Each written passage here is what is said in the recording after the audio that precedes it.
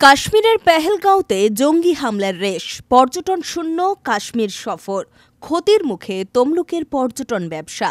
কাশ্মীরের পেহেলগাঁওতে সাম্প্রতিক জঙ্গি হামলার ঘটনা ঘটায় দেশ জুড়ে চাঞ্চল্য সৃষ্টি হয়েছে। ইতিমধ্যে বিভিন্ন জায়গার পাশাপাশি তমলুকেও বেশ কিছু পরিবার জঙ্গি হামলার আগের দিন ওই ঘটনাস্থলেই ছিলেন। পরে ঘটনার খবর জানতে পেরে তারা রীতিমতো আতঙ্কে বাড়ি ফিরেছেন। তাঁরা মনে করছেন ভগবানের আশীর্বাদে হয়তো তারা এ যাত্রায় বেঁচে গেছেন। বর্তমান সময়ে নিরাপত্তা নিয়ে উদ্বেগে বহু পর্যটক। তাদের নির্ধারিত কাশ্মীর সফর বাতিল হয়েছে। একের পর এক ট্যুর বুকিং বাতিল হয়েছে। ভেস্তে যাচ্ছে আগাম পরিকল্পনা। এই পরিস্থিতিতে বিভিন্ন জায়গার পাশাপাশি সরাসরি প্রভাব পড়েছে পূর্ব মেদিনীপুর জেলার তমলুক মহকুমায়, যেখানে বহু পর্যটন সংস্থা ও ট্রাভেল এজেন্সি কাশ্মীর প্যাকেজ নিয়ে কাজ করে থাকেন।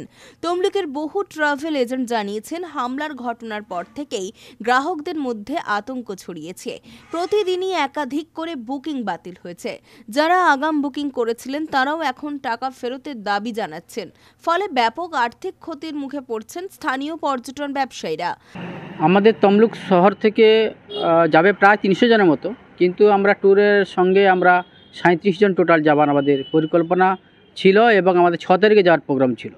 সেই হিসাবে আমরা তমলুক হসপিটাল থেকে আমরা মেডিকেলও করে দিয়েছি এবং পিএমডির মাধ্যমে পেপারস রেডি করেছি। বর্তমান 6 তারিখে দেওয়ার প্রোগ্রাম আছে আমাদের, কিন্তু বর্তমান পরশুদিন যেরকম কাশ্মীরে পেহেলগাঁওতে যেরকম হিন্দুদের বেছে বেছে হত্যা করা হয়েছে, সিঁদুর দেখে হত্যা করা হয়েছে, আমরা সেই ভয়ে আর আমরা যাত্রা করছি না।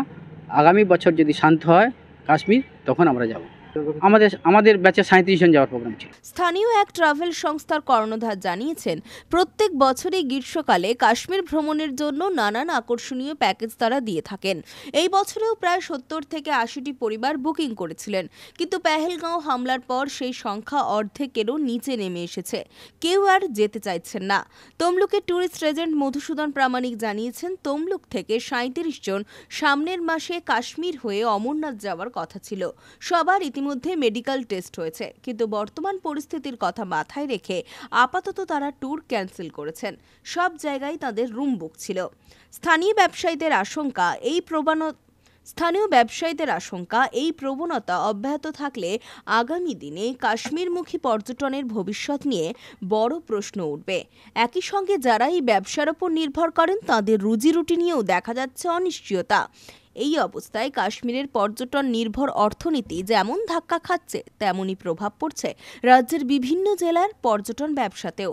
পেহেলগাঁওর ঘটনার পরবর্তী পরিস্থিতি কোন দিকে মোড় নেবে, এখন সেই দিকেই তাকিয়ে সকলে। না, এত প্রভাব যথেষ্টই পড়েছে আমাদের ট্যুরিজম সেক্টরে। কাশ্মীর তো যেতেই চাইছে না, এবং যাদের অন্য জায়গায় কোনো বুকিং আছে, এখন তো গরমকাল বা গ্রীষ্ম সামার চলছে, তো পাহাড়ি বেশি বুকিং, তো ওই পাহাড়ের দিকেই বলছে রুম অ্যারেঞ্জ করে দিতে, কিন্তু সেখানেও মানুষের ভিড় এখন, তো রুম অ্যারেঞ্জ করা সমস্যার। রুম প্রায় সোল্ড আউট, সব যেগুলো আছে মোটামুটি প্রচুর চাপ ওই দিককেও পড়ছে। বেশি কোন দিকটাতে চাইছে? সিমলা মানালি মোটামুটি একটা হিল স্টেশন, এখন মানুষের হাতে রাস্তা নেই, কোনো অপশানও নেই যে সাউথে যাব, ওই জন্য মানুষের হিল স্টেশনের দিকেই চাপটা বেশি আছে। এবং কাশ্মীরটা মানুষ এখন একটু অ্যাভয়েড করে যাচ্ছে, একটু নয়, বেশ ভালো রকমই অ্যাভয়েড করতে চাইছে। সেটা হতে পারে, কিন্তু পুজোর সিজনটা না আসা পর্যন্ত বোঝা যাচ্ছে না। কারণ বলতে পারেন আমাদের সামারের বুকিং ক্লোজ, এবার নেক্সট আমাদের পুজোতে প্যাকেজগুলো আছে। পুজোতে একটা কাশ্মীরেরও আছে 8ই অক্টোবর। এখনও পর্যন্ত যে কোয়ারিজগুলো আছে সেগুলো এখনও অবধি আর নেগেটিভ কিছু আসেনি, কারণ পুজো এখনও দেরি আছে, মানুষ একটু দেখতেও চাইছে যে কি হয়। তবে এফেক্ট পড়বে হয়তো। বরাবরই মানুষের যদি অ্যাভয়েড করতে চায় হিল স্টেশন বা অন্য পুজোর সময়, যেহেতু সিজনটা অন্যরকম, সাউথও যেতে পারে, রাজস্থানও যেতে পারে, বিভিন্ন জায়গায় যেতে পারে, ছড়িয়ে যাবে মানুষটা। যে কাশ্মীরের যে চাপটা পড়তো সেটা তো সেভাবে আসবে না। পুলক বেরার রিপোর্ট, খবর BCBS।